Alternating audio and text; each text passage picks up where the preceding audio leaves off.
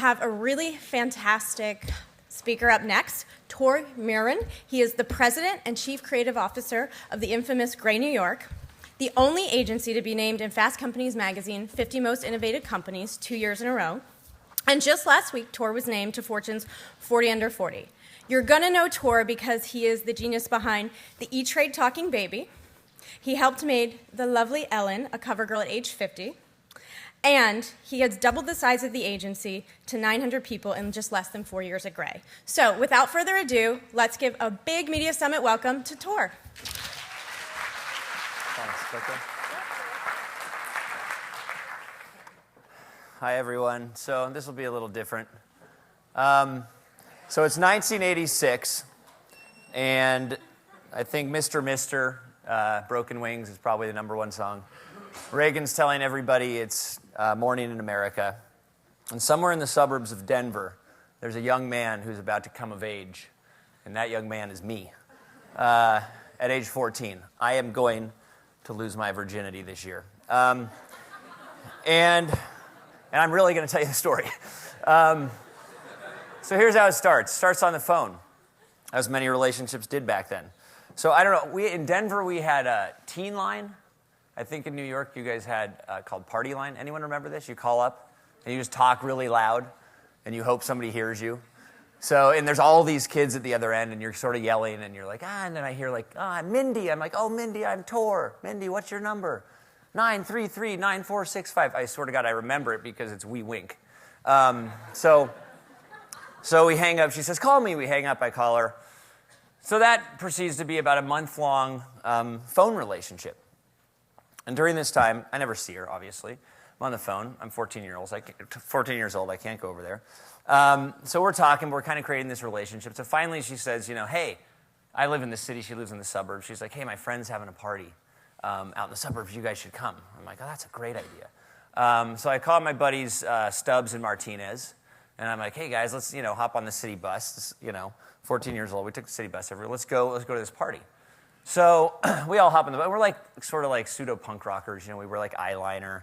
And we got our skateboards. And we're wearing all black. And we hop on the bus. And we take like an hour-and-a-half bus ride out to the suburbs. Of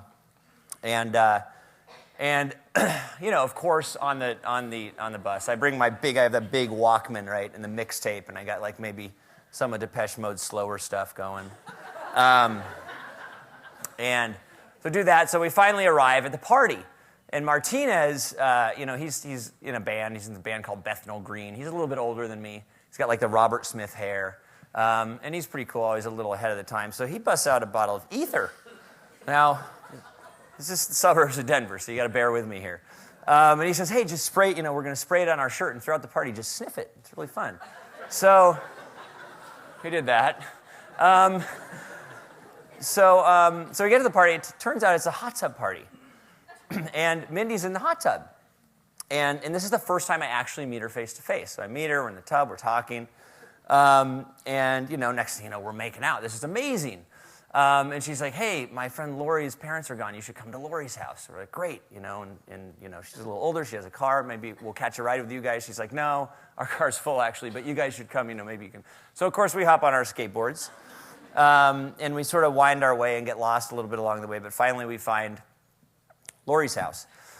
And it's sort of a cul-de-sac, at the end of this cul-de-sac, suburban Denver, kind of track homes. And we go in and on the way, now that is not a $50 in that wallet. Martinez, always one step ahead, sort of pulls out the condom and hands it to me. And he's like, might be needing this. And I'm like, ooh, yes, I might. I have no idea what it is, how to use it, or anything. I'm like, yeah. Just put it in my pocket. So anyway, we arrive at Lori's house. And it's just Mindy and Lori. And Mindy meets me at the front door. Kind of, again, suburban home, sort of big white shag carpet. She's like, you got to take your shoes off and leave your skateboard. So leave the shoes and the skateboard at the front door. She grabs my hand, takes me upstairs to Lori's parents' room. So apparently this is going to go down in Lori's parents' room, which is quite edgy. Frankly, things move pretty fast. Put on the condom. Like 2 seconds in, it breaks. The condom breaks. So, I'm like, whoa, condom is broken. What do we do? She's a little older, maybe a little more experienced than me. She's like, don't worry about it. So I don't worry about it. 15 seconds later, it's over. So we're laying there, a 14-year-old boy, a 15-year-old girl, and all of a sudden, in Lori's parents' room, and all of a sudden the entire room starts to vibrate. The entire room starts to vibrate. I'm like, what is going on? She's like, oh my God, her parents are home. So the garage is under the room. Lori's parents are home. I'm like, I thought you said they were gone. She's like, no, they were gone for the dinner. They're coming back. So they come back. I just throw my clothes on, run out the back door, no time to grab the skateboard and the shoes. So I run out the back door and I kind of get out back and I can see through the window the parents coming in, and there's Lori and Mindy and they're talking to the parents, and I kind of sneak around the side of the house, and kind of out front is Lori's dad's F-150. And under which Stubbs and Martinez are hiding under it, giggling at me, saying, where's your shoes and skateboard? So I kind of roll under the truck with them. And I'm like, Mindy said she'll bring them out to the back after the parents go to sleep. So we're sitting under the truck. Not 2 minutes later, Lori's dad comes out. He's holding my shoes and my skateboard, standing right outside the front door, and he says, I'm sure whoever shoes and skateboard this is probably needs these. I'm sitting under the truck. I'm like, no, should I go? So I roll out from under the truck. I walk up, and I'm like, kind of reach for him, and he sort of pulls back, and he's like, what's your name, son? And Stubbs and I always had this thing where, if we ever got busted, we had a fake name that we'd use. And I had picked a name. I had never had to use it, and I didn't know who this person was, but I thought it was a pretty cool name. And so I go for it, and he's, what's your name, son? And I kind of pretend like I don't want to say, I'm like, Ted. And he's like, last name, son. I'm like, Nugent. And Stubbs and Martinez roll out from under the truck, start skateboarding away, laughing, Ted Nugent. They're skateboarding away. I have no idea what's so funny. He's holding my skateboard and shoes, and he's like, well, Ted, I don't ever want to see you around here again. So I take my skateboard. I don't even put on my shoes. I'm in my socks, and I just skateboard away very fast, which could be the end of the story. There's one sort of side note that is Lori's mother finds the broken condom in the bed. Lori, rightfully so, blames Mindy. Mindy's never invited over to Lori's house again. So their relationship sort of diminishes. And then our relationship, of course, as it always does in 1986 with 14-year-olds, diminishes as well over the phone. So why did I just tell you that story? I'm actually looking at you wondering why I just told you that story. Because I'm going to tell you that story again. That was 1986. That was 25 years ago. So I can tell you that exact story from 2011. This is me as a 14-year-old boy in 2011 doing that exact same thing. But it goes down a little different, obviously, because nobody meets over the phone anymore. Where we do meet is eHarmony, Nerve, Match.com. Okay, I'm 14 years old. I'm probably not going to go on those. Might go to Chat Roulette, but there's way too many perverts there, so I'm not going to go there either. So I'm going to, as most relationships start, I go to Facebook. So I'm hanging out on Facebook one night, track down Martinez because Martinez is in a band and he's got a lot of hot friends. So I kind of start to sort of Facebook stalk, from friend to friend to friend, bouncing around, finally I find Mindy. And I'm very, very, that's not Mindy, by the way. So I'm very, very kind of into her. So, of course, what am I going to do? I'm going to poke her. She pokes me back, right? And she pokes me back, and we start chatting on Facebook, and it's fun. She sends me her email address. Oh, yeah, it's 2011, so it's probably Mandy. Mindy's not as hip as Mandy anymore, so it's Mandy now. And she sends me her email address. This is great because we can start IMing, right? And we can start, I joined her guild on World of Warcraft, and she's like a big, muscular dude with a mustache and a broadsword. But at any rate, which is interesting. And then, on VU, her avatar is sort of maybe a goth, sort of dark witch goth, which is kind of sexy. And of course, I'm following her Tumblr. We're following each other's Tumblr blogs, and which are, very clever and always posting really cool things. So I'm starting to get a sense of her, really digging her. Finally, she gives me her phone number, which now, same number, we wink, but it's a 303 now because we got 10 numbers now. And that's exciting, but that really doesn't mean I'm going to talk to her much. In fact, we won't talk much on the phone because we're going to be texting. And, very innocent things. You sound so cute, wink, smiley face, LOL. But as often happens now with 14-year-old kids, the texting is soon going to become sexting. So she sends me that, right? I'm sort of psyched, so I send her that. And so pretty much it's on because we have a mutual friend who sends, a Facebook party invite. We're both, 6 degrees of separation. We have the same friend, same party. We're going to meet at a party. Probably going to be a hot tub party. That's awesome. So I got to start to really think about this. So I go on Google Images and, start checking out female anatomy, just making sure I understand exactly what I'm getting myself into. Luckily, I've been honing my technique on YouPorn for at least 3 or 4 years by the time I'm 14.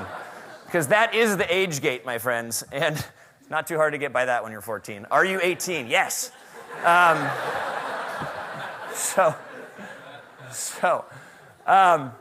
actually, I just want to stop there for a second. And you just look at this, okay? This is just the meeting and courting process. 25 years ago and now, okay? So 25 years ago, that entire month before I met her, I could not see a picture of her. Think about that. Is that the strangest thing for a month? What am I going to do, like ask her, can you send me a picture of you in the mail? It'd be awkward. No, but now I have pictures, I got videos, and well, don't get me wrong, this is a very well sort of manicured, managed identity. But I do know kind of who she is in that way over here. And just look at the difference of that. It's just massive. So we go on.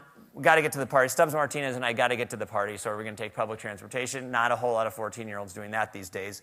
But I'm a millennial, so mom's driving. So we hop in I hop shotgun, Stubbs and Martinez in the back. Of course, in mom's Prius, there's definitely not a cassette player. So we've all got our own iPhones, got our Pandora list, got our Spotify, maybe watch a little something on Netflix on the way. Certainly going to play a round of Mafia Wars. But during that, I'm playing, and of course, my buddy Jim is already at the party, so he posts on my Facebook page a picture from the party. So I'm seeing the party that I'm headed to right now. And in fact, it's Mindy in the hot tub. So now I'm getting excited. I'm like, hey, Mom, hurry up, let's get to the party. So we get to the party. Even though Mom, she likes my friends, she's not going to hang out at the party. And certainly, it's 2011. Ether, not so big anymore. But we are in suburban Denver, so... No, I'm just kidding. We're not going to have a Breaking Bad moment. There's no meth here because I'm already on Adderall. I can just pump up on that. And I mean, it's, So, finally, meet Mindy. And the hot tub scenario doesn't change much, right? We're talking, we're probably making out, whatever. The only difference is there's like 10 people sitting around 10 of our friends around the hot tub with their iPhones. So about 5 minutes after we start making out, that's already on YouTube, right? So same scenario, just played out a little differently. So get invited to Lori's. Of course, some things never change. We ride our skateboards. Except we can find it because we got Google Maps now. So Martinez, some friends are just cool. He's still ready. But on the way, I get a text, right? So now this is definitely, I am going to have to learn how to use this thing. So I got on my iPhone, how to put on a condom. I got videos. I got a million ways to figure that out. So it's not going to break this time. Get there, this kind of goes down the same. So back then it was the Converse, still got those, skateboards, still got that. And those will still be left at the front door because, the suburban track homes still have the bad white carpet. So that doesn't change much at all. Go upstairs, and of course that 15 seconds will never change for eternity. That's the same. But what happens afterwards is a little bit different because I'm not going to have the garage incident. Because right when we're done, Mindy immediately texts, hooked up with Tor Mirren. He lasted 15 seconds. Thank you for that. She texts that to all her friends, right, who immediately put on text from last night, so thanks. Then Lori's mom, of course, sends Lori a text, be home in 5 minutes. Holy shit, that goes to Martinez. And Lori tells Martinez quickly texts me, CD9, parents are near. So I know I get all my clothes, I get my skateboard, I get my shoes. And I get out of there. So there is no Ted Nugent moment in 2011. Although I wouldn't know who he was anyway. So how does it all end? It ended on the phone in 25 years ago. How does it end now? A little less personal, to be quite honest, because I get this text. Let's just be friends. It's a bummer. I'm like, well, at least we can be friends. Apparently we can't, because then she defriends me on Facebook. And so do all her friends. So the relationship is over, but interestingly, it's not, because in all of these places, this seemingly innocent 14-year-old one-night stand is going to live on forever. And we all know this. Post 9/11, none of this stuff ever goes away, right? So it will all be there for eternity.